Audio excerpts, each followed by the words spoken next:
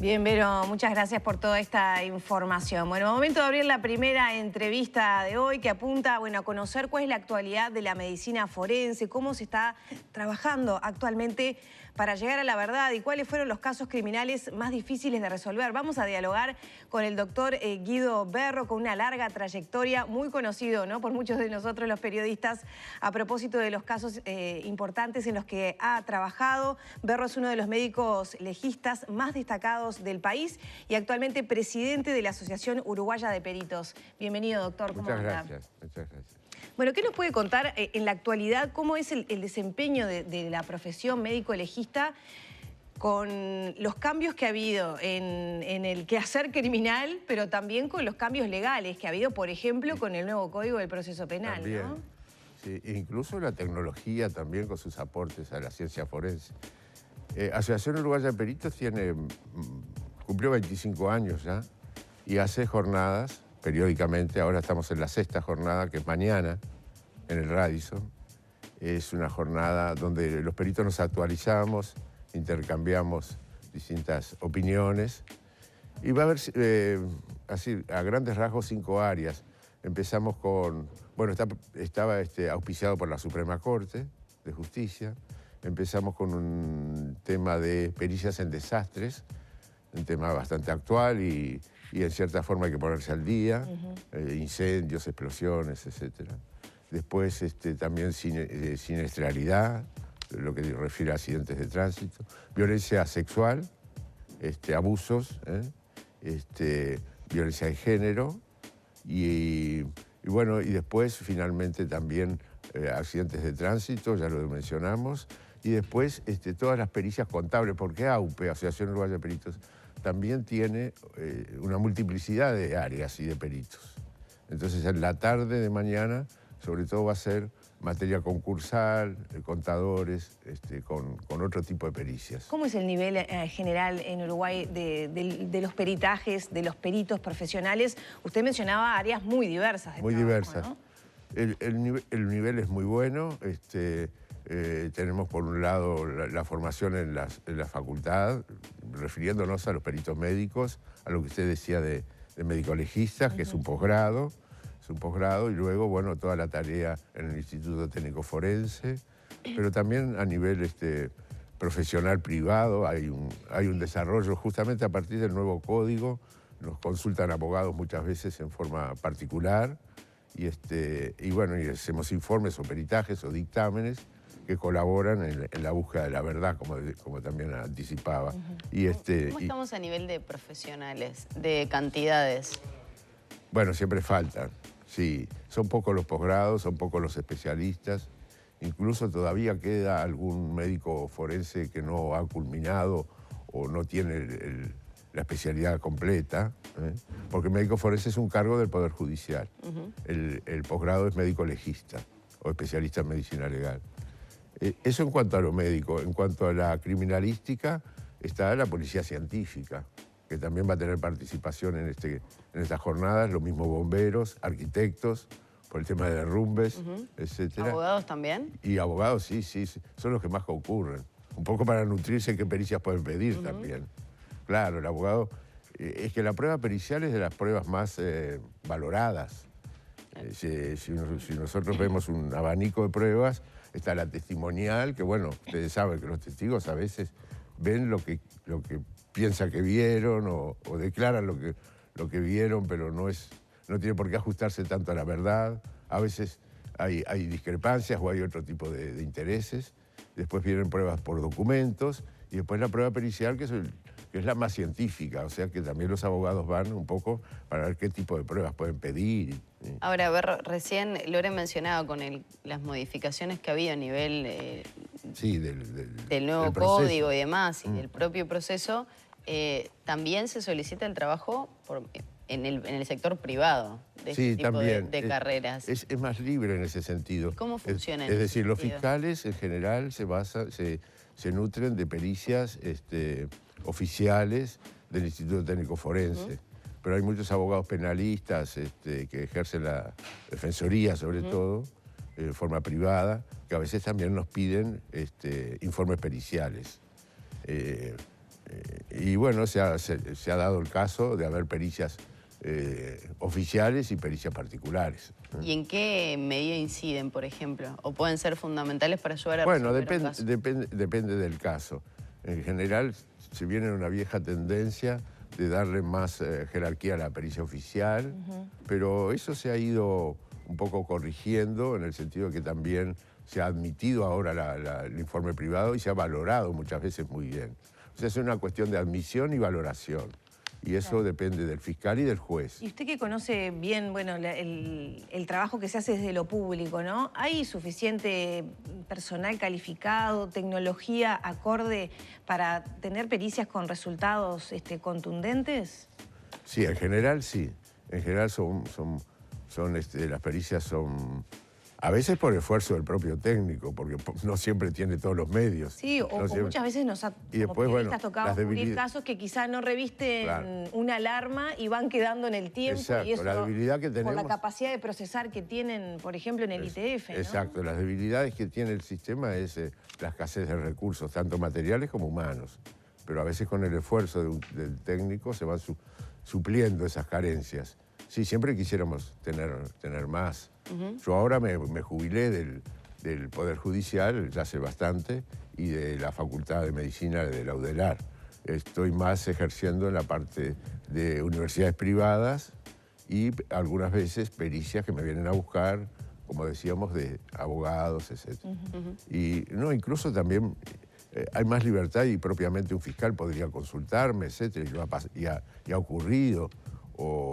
O que tenga el expediente todavía que venga por el régimen viejo, que todavía están en curso, y los propios jueces pidan una pericia de un perito determinado, y me han nombrado. Por ejemplo, recuerdo ahora ciertos homicidios que hubieron en personas trans, y que ahí tuve que hacer un informe, por ejemplo, a pedido de una jueza. Es decir, a veces seguimos actuando igual en lo oficial. Y con respecto a los medios, sí. Uno ve CSI o ve determinadas películas y envidia lo que ellos tienen. Claro. Pero también está un poco deformada la realidad. Porque, claro, se dedican a un caso como que fuera el único y a veces estamos de vuelta. CSI no es la realidad. No es la realidad.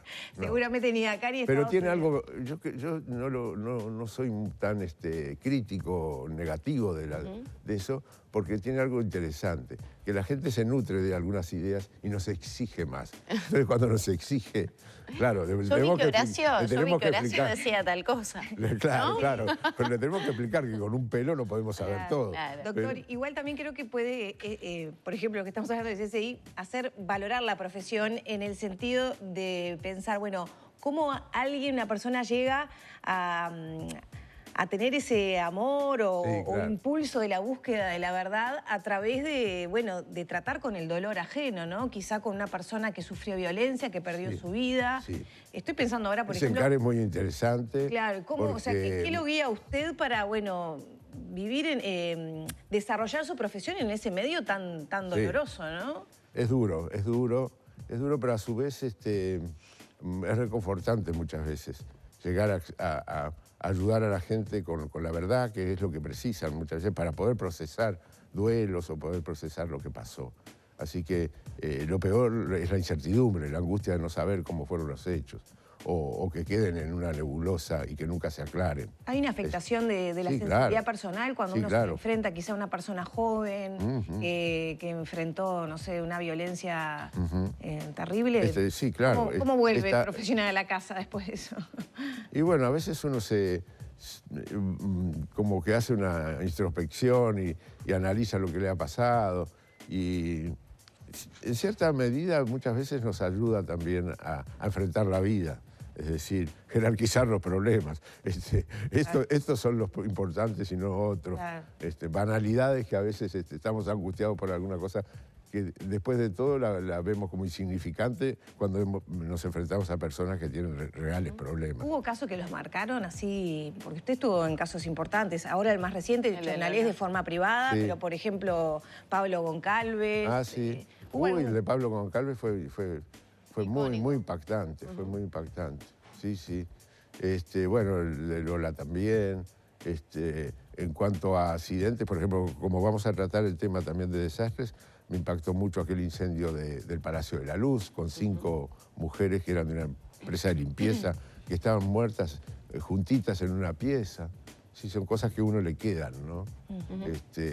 Y que, bueno, las va procesando, pero nunca se borran esos impactos. Pero uno los encara con una metodología científica de poder transmitir pruebas, poder transmitir modos y formas de morir, en el caso que sean muertes, pero también impactan mucho niños maltratados o mujeres violentadas, ¿no? Todo lo de la violencia sexual es muy duro eso. Pero, bueno, esta es un área, la medicina legal, un área social de la medicina. Hay que verla como un área social y con un sentido también humanitario. Incluso la colaboración en la búsqueda de la verdad, de periodos de facto, por ejemplo, con la búsqueda de desaparecidos.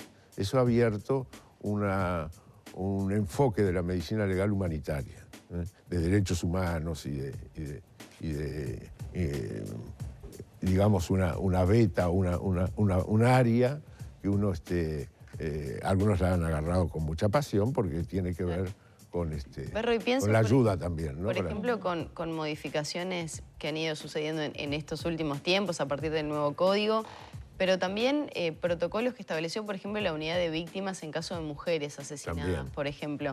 Ese protocolo de que se traten como femicidio siempre, el relevamiento de esas pruebas, todas esas pericias que se realicen, ¿son fundamentales para un médico forense? Son muy fundamentales, porque uno tiene, por un lado, todo el conocimiento médico, pero además tiene que tener conocimientos mínimos, por lo menos jurídicos, o de la realidad legislativa y normativa, para que nuestro informe sea útil, sea de utilidad, saber qué norma está en juego, cómo se va a encarar lo que uno dice.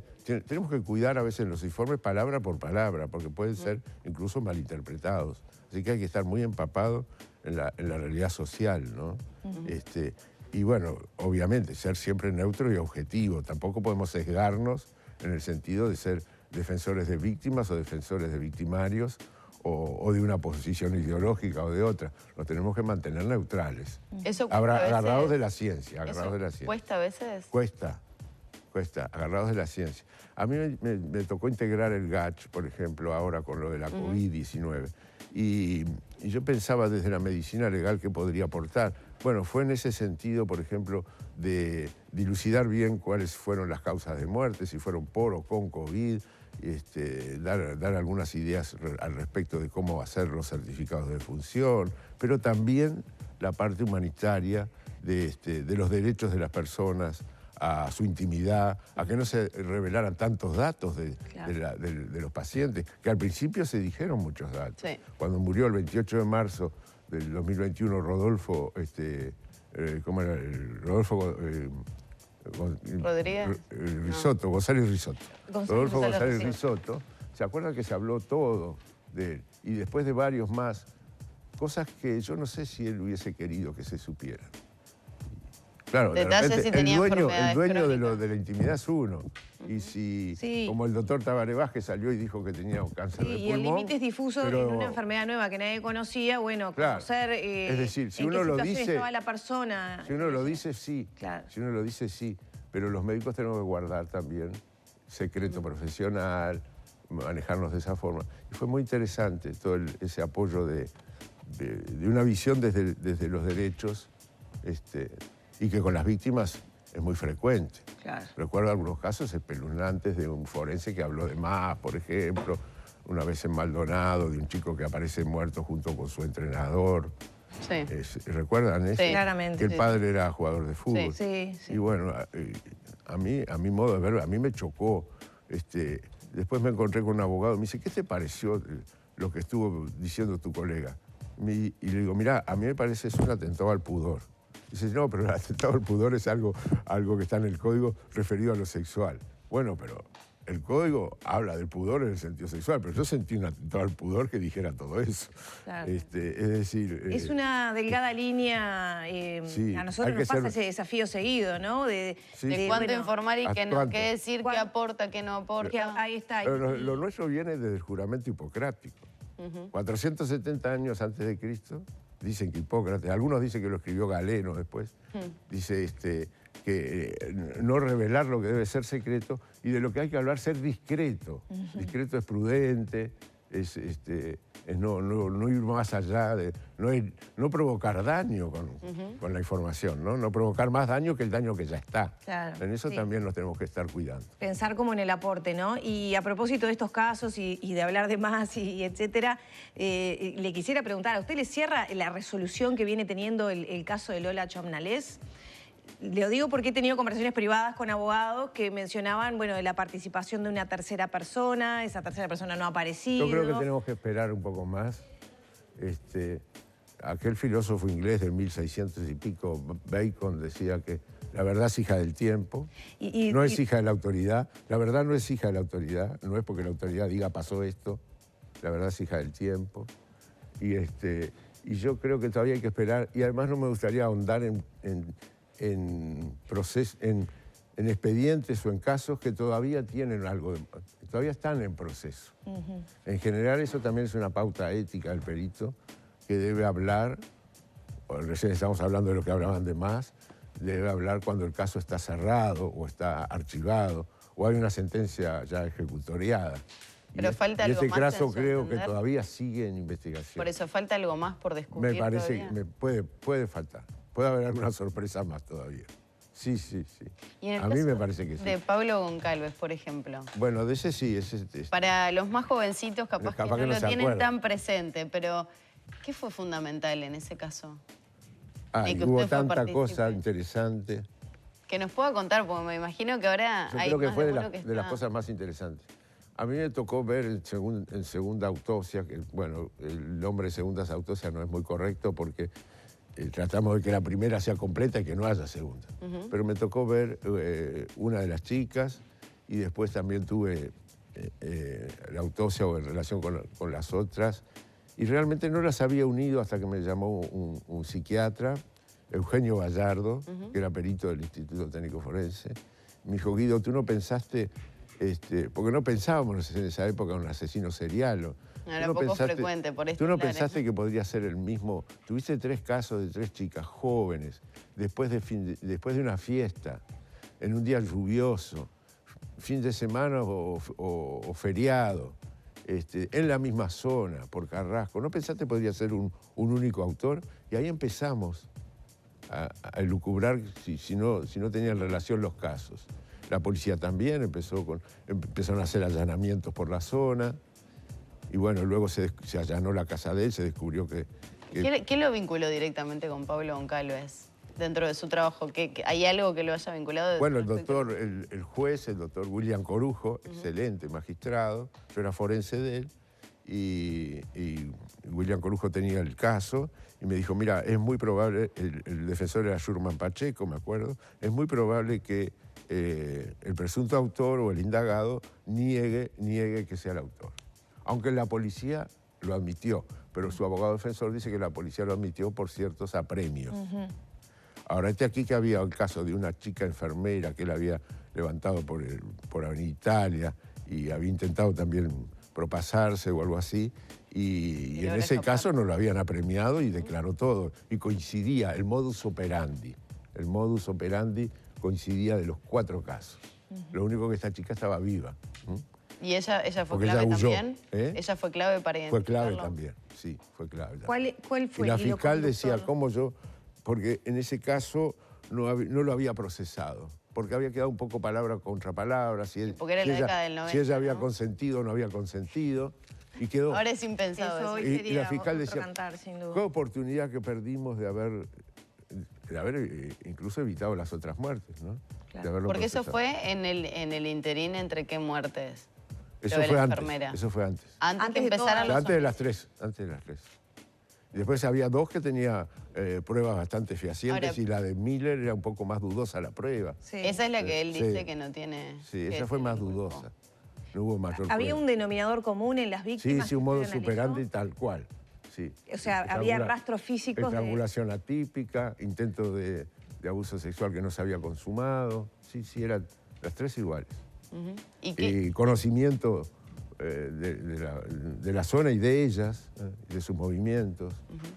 Ahora, él conocía a las víctimas. ¿Hay algo un rastro que deja él? ¿No? ¿Y él deja algún rastro, algún tipo de ADN? Sí. ¿Se acuerdan lo de la corbata, por ejemplo? Sí. Que él a una de ellas la estrangula contra el parante del Fiat 1 con el antebrazo y agarrado del cinturón de seguridad. A otra usó una corbata. Todas de la misma manera, pero ahí había sangre y había algunos rastros. Yo ahora no recuerdo bien lo del ADN, pero creo que sí que había. Doctor, ya tenemos que ir cerrando, pero ¿ha habido una evolución en el delito? Bueno, eso mañana en la jornada se va yo creí que me ibas a preguntar una evolución en las pericias.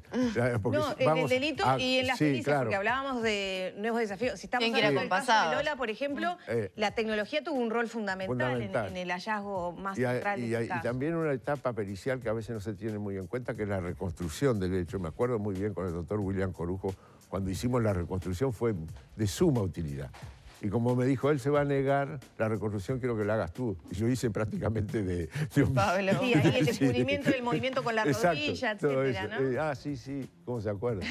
Sí, estuvimos haciendo un poco de memoria con esto. Entonces, ha habido una evolución.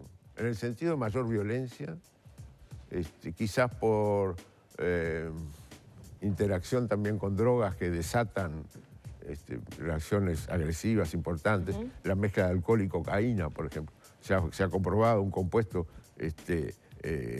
se juntan en el hígado y es un compuesto, la coca-etileno, porque el alcohol es el alcohol etílico, la coca-etileno ha dado reacciones muy agresivas muchas veces.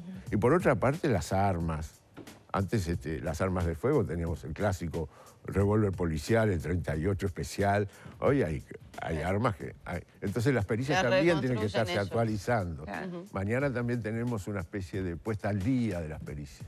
Y ya para terminar, el tránsito, ¿no genera también ahí una fuente de pericias importantísima claro. por la siniestralidad que tenemos? Ahí fundamentalmente hay tres pilares donde uno trabaja. Uno, que lo hacen más los ingenieros o los accidentólogos, que es la vía de tránsito, todo lo referente al pavimento, a la señalización, a cómo está la vía de tránsito, pericia accidentológica.